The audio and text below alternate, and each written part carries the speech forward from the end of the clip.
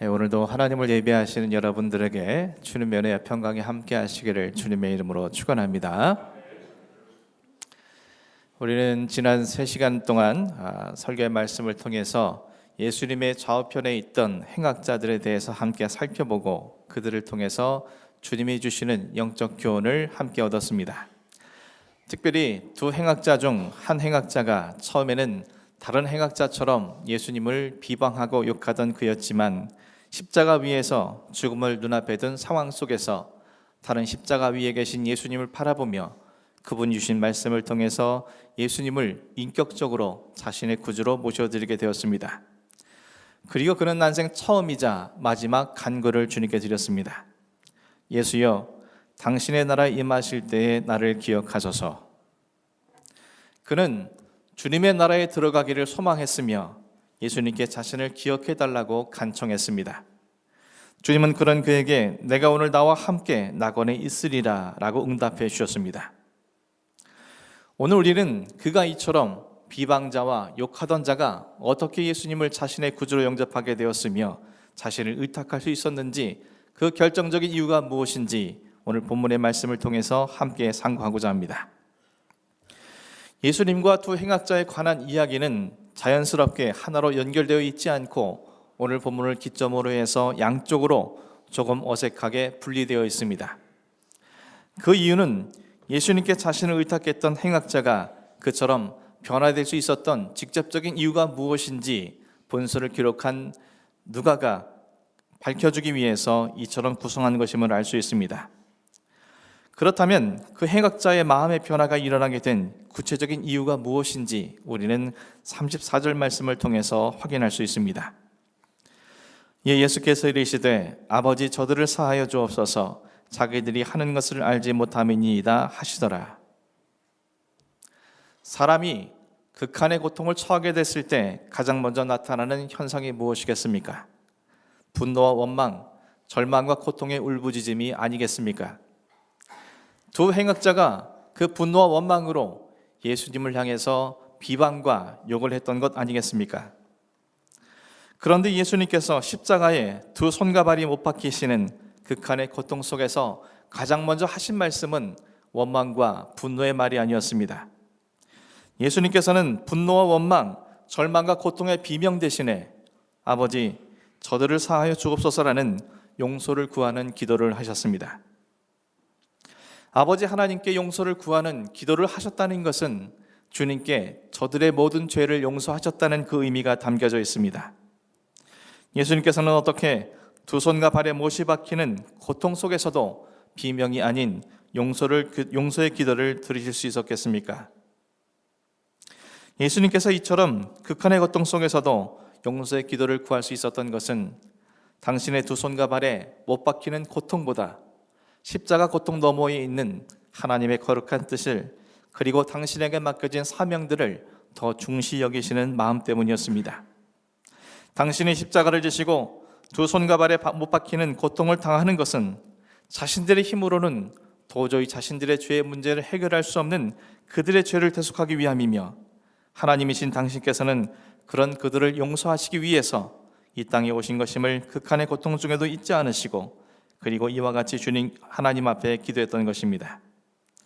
그래서 십자가에 두 손과 발이 못 박히는, 그래서 극한의 고통을 경험하는 그 순간에도 우리 주님은 울부짖음이 아닌 저들을 사하여 달라는 간절한 간구를 아버지께 드릴 수 있었던 것입니다. 그렇다면 극한의 고통 속에서도 용서하시길 원하셨던 예수님께서 지칭하신 저들이란 대체 누구란 말입니까? 먼저는 예수님 당신을 십자가에 못 박아버린 로마의 군인들일 수 있습니다. 그들은 그들이 원해서 예수님을 십자가에 못 박은 것은 아닙니다. 단지 상관이 내린 명령대로 그들은 행했을 뿐입니다. 하지만 못질을 당한 예수님의 입장에서 당신을 모질게 채찍질하고 십자가를 지고 가도록 무자비한 폭행과 폭언을 일삼고 당신을 십자가에 못 박고도 당신을 희롱하며 속옷마저도 제비를 뽑는 그들의 모습은 결코 쉽게 용서할 수 있는 것은 아닙니다. 하지만 주님은 당신에게 직접적인 고통을 주는 그들을 위해서 아버지 하나님 앞에 용서를 구하셨습니다. 군인들보다 더 큰 죄를 범한 사람들은 자신들의 정치적 이익을 위해서 무죄한 예수님을 십자가 처형에 넘겨준 빌라도를 구속으로 몰아넣어 결국 십자가형을 얻어낸 대제사장들과 유대교 지도자들입니다. 복음서의 기록을 피상적으로 읽게 되면 빌라도가 예수님을 구하기 위해 할 만큼 했다는 인상을 받게 되지만 이미 우리가 살펴본 대로 그것은 오해일 수밖에 없습니다. 빌라도는 예수님을 보호하기 위해서 노력한 것이 아니라 자신의 정치적 입지를 보호하기 위해서 노력한 것입니다. 역사가 요세푸스의 기록에서도 확인할 수 있지만 총독 빌라도는 정의와 진실 따위에는 아무런 관심이 없는 그런 인물이었습니다. 대제사장들과 유대교 지도자들은 예수님에게서 위협을 느꼈습니다. 그대로 둘 경우에 자신들의 아성과 기득권에 큰 위협이 될 것이라고 그들은 판단했으며 그래서 예수님을 죽이기로 한 것이고 이를 위해서 거짓과 모함으로 예수님을 고발하였으며 그들의 뜻대로 모든 것이 실행되어진 것입니다. 빌라도도 가야바도 헤롯도 그리고 유대교 지도자들도 자신들이 지금 무슨 짓을 하고 있는지 너무나 잘 알고 있었습니다. 하지만 그들은 그 진실을 외면하고 명분을 내세웠습니다. 자신들의 속셈은 기득권을 지키기 위한 것이지만 그 속셈을 들키는 것을 원치 않았기에 명분을 내세웠던 겁니다. 빌라도는 로마 제국의 안정을 명분으로 내세웠으며 대제사장들과 유대교 지도자들은 하나님의 뜻을 명분으로 내세웠습니다. 그러나 그들은 정말 자신들이 알아야 할 진실을 몰랐습니다. 그들이 십자가에 매달아 놓은 그분이 하나님의 아들 그리스도라는 사실을 그들은 알지 못했습니다. 그들은 단지 지금까지 그래왔던 것처럼 자신들의 앞길을 막는 죄인 중에 하나를 제거한 것뿐이라고 스스로 생각했던 것입니다.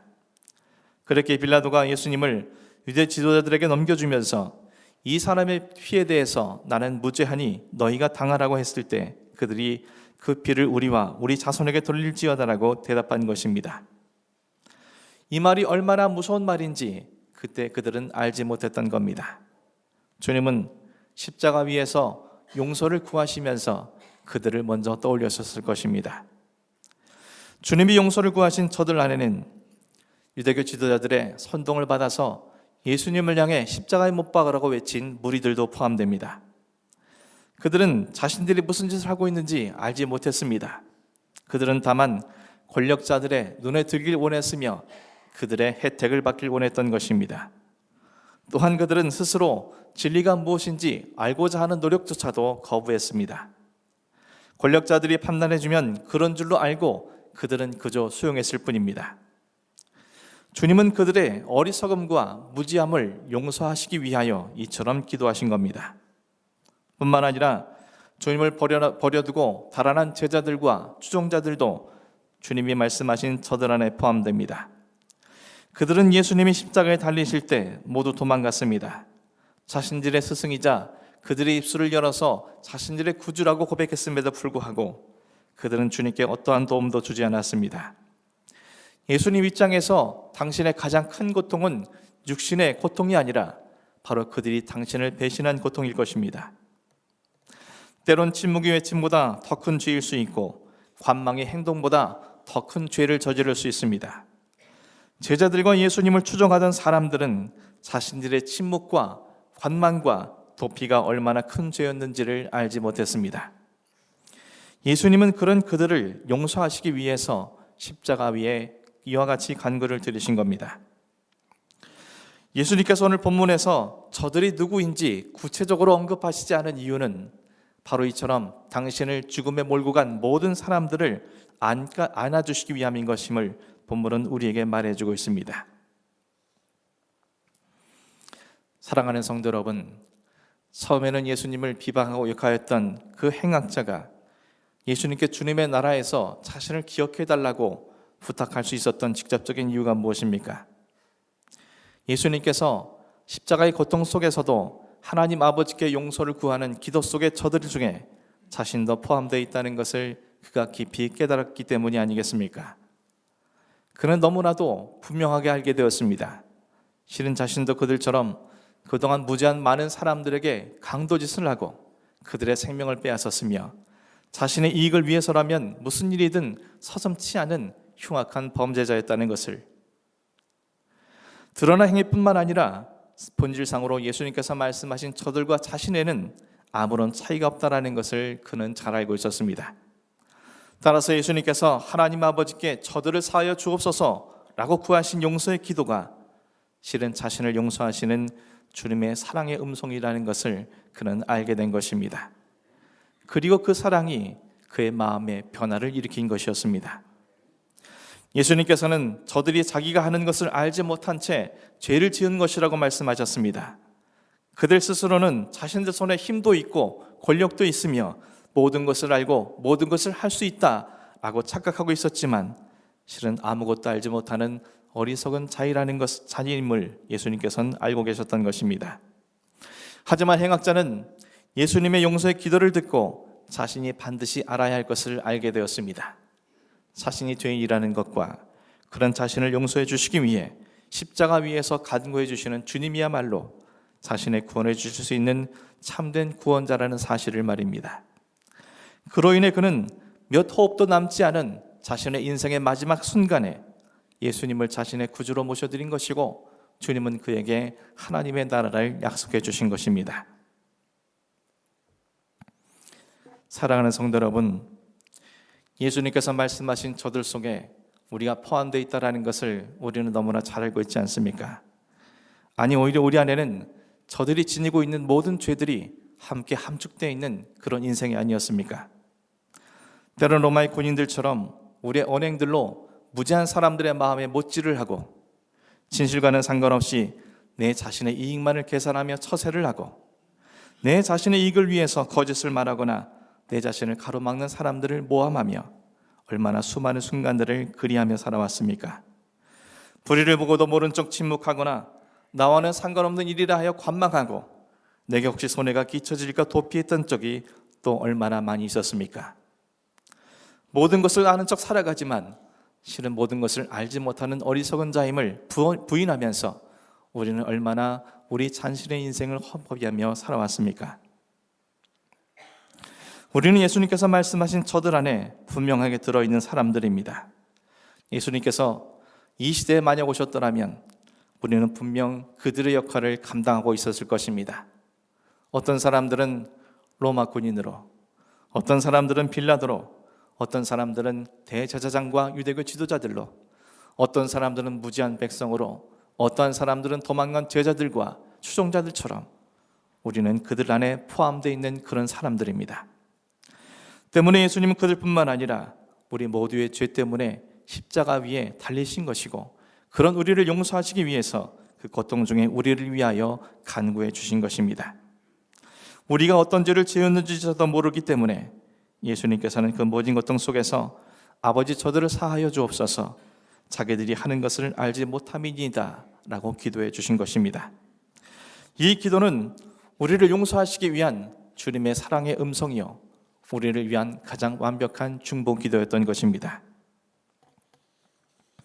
사랑하는 성도 여러분, 우리의 죄를 용서해 주시기 위해 친히 육신을 입고 이 땅에 와주신 주님을 기억하며 기념하는 감사의 절기인 대림절 4번째 주일, 그리고 성탄절을 하루 앞둔 오늘, 저들 속에 속해 있던 우리를 위해 용서의 간구를 해주신 주님의 은혜를 입은 자로서 우리는 어떠한 삶을 살아가야 되겠습니까?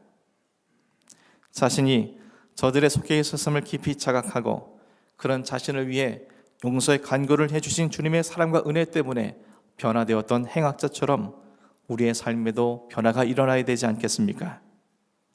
십자가에 올리신 주님의 기도는 우리의 죄에 대한 용서의 기도만 의미하지 않습니다.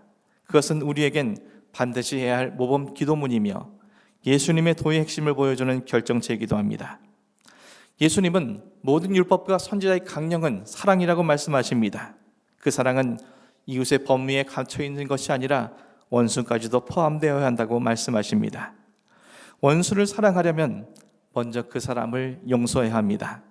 용서하는 순간 그는 더 이상 나의 원수가 아니라 내가 사랑해야 할 대상이 되는 것이기 때문입니다. 예수님은 그 사랑을 말로만 가르치신 것이 아니라 십자가 위에서 당신의 행동으로 친히 모범을 보여주신 것입니다. 하지만 용서는 참으로 힘들고 어려운 것입니다. 용서는 내가 받은 상처를 상대하게 대갚아주지 않기를 결단하는 것이며 그 대갚아주는 것을 포기하는 것을 의미합니다. 한 걸음 더 나아가서 그 사람을 사랑하는 것이기 때문에 그것은 힘들고 어려운 일입니다. 상처난 마음을 그대로 품고서는 결코 행할 수 없는 일입니다. 그 상처가 치유되어만 비로소 진정으로 용서할 수 있고 그를 사랑할 수 있게 되는 것입니다. 내가 받은 상처가 아무것도 아닌 것이 되어질 때에만 우리는 비로소 용서하고 사랑할 힘을 얻게 되는 것입니다. 예수님은 많은 상처를 받았습니다. 거부당한 상처, 무시당한 상처, 비난과 모욕을 당한 상처, 학대와 고문의 상처, 배신과 버림받은 상처가 그분에게 있었습니다. 그렇게 상처가 겹치고 겹쳤으니 그 분노가 얼마나 컸겠습니까? 하지만 그 모든 분노가 상처로 이어지진 않았습니다. 그 상처가 분노와 원망으로 발하여지지 않았습니다. 우리 하나님 아버지께서 주님의 그 상처를 치유해 주셨기 때문입니다. 그 모든 상처가 인류를 구원하기 위해 당해야 하는 거룩한 희생이라는 것을 하나님께서는 십자가 위에 주님께 말씀해 주셨으며, 주님은 분노로 억압하고 가까스로 힘을 내서 용서를 한 것이 아니라 하나님이 주는 그 마음속에서 솟아나는 사랑의 힘으로 용서를 하신 것입니다. 우리는 용서할 때마다 상대방의 태도를 문제 삼습니다. 나에게 상처를 준 사람이 자신의 잘못을 진심으로 뉘우치거나 또한 사과한다는 조건이 있다면 겨우 용서를 생각해 볼 정도입니다. 상처를 준 그 사람이 사과를 하면 어느 정도 치유되기 때문에 용서를 생각할 수 있게 되는 것입니다. 하지만 주님의 용서는 그것과 같지 않습니다. 자신에게 상처를 준 사람들의 상태와 태도와는 전혀 상관없이 뉘우치거나 사과하기는커녕 그들은 아직도 자신들의 죄가 무엇인지 알지도 못하는 그 상황 속에서 주님은 그들을 위해서 용서의 기도를 올리셨기 때문입니다. 진정한 치유는 사람에게 받는 것이 아니라 하나님으로부터 받는 것입니다. 하나님께서 나를 치유해 주시면 나에게 상처를 준 사람이 회개하지 않아도, 뉘우치지 않아도, 사과하지 않아도 자신의 잘못이 무엇인지조차 알지 못하는 그 상황 속에서도 우린 그들을 용서하고 사랑할 수 있게 되는 것입니다. 바로 그것이 주님이 우리에게 베풀어 주신 용서와 사랑이요, 오늘날 우리에게 이웃과 원수들에게 실천해야 할 용서와 사랑이라고 말씀하고 계십니다. 사랑하는 성도 여러분, 주님께서는 당신을 십자가에 못 박게 한 나를 용서하시기 위해서, 그리고 고통스러운 십자가 위에서 나를 용서해 주실 것을 아버지 하나님께 간구했습니다. 그리고 날 위해 십자가의 죽으심으로 당신의 용서와 사랑을 완성하셨습니다. 그리고 그 사랑과 용서를 경험한 자라면 그런 나를 위해 주님께서 이 땅에 육신을 입고 강림하셨다는 사실을 깊이 깨닫고 있다면 나에게 상처를 주고 고통을 주고 아픔을 주었던 나의 원수들을 사랑하기 위해서 그들의 태도와는 상관없이 그들을 용서할 수 있는 마음을 달라고 간구할 수 있어야 할 것입니다. 그래서 그들이 더 이상 원수가 아니라 이웃이 될 수 있도록 우리는 반드시 엎드려야만 합니다. 이러한 삶을 살아갈 수 있도록 아버지 하나님께서 우리의 마음을 만져주시고 치유해 주시기를 우리는 기도할 수 있어야 합니다. 그것이 주님의 용서하심을 경험한 행악자인 우리가 변화되었음을 증명하는 유일한 길이기 때문입니다. 사랑하는 성도 여러분, 온 세상에 사랑에 퍼져나간 사랑의 절기인 성탄절을 하루 앞둔 오늘, 그 사랑을 이분다잡게 그 사랑이 오늘도 온누리에 퍼져나갈 수 있도록 주님의 그 사랑과 용서의 간구가 오늘 우리 입술에 있을 수 있기를, 그리고 이 한 해가 가기 전에 아직도 용서하지 못하고 사랑하지 못한 그 모든 사람들에게 주님의 사랑과 용서가 오늘날 이루어질 수 있도록 결단하고 다짐하는 그런 여러분이 될 수 있도록, 그리고 여러분의 심령 속에 주님의 만지심과 치유하심과 온전한 사랑과 은혜가 날마다 넘쳐날 수 있기를 주님의 이름으로 간절히 축원합니다. 기도하겠습니다.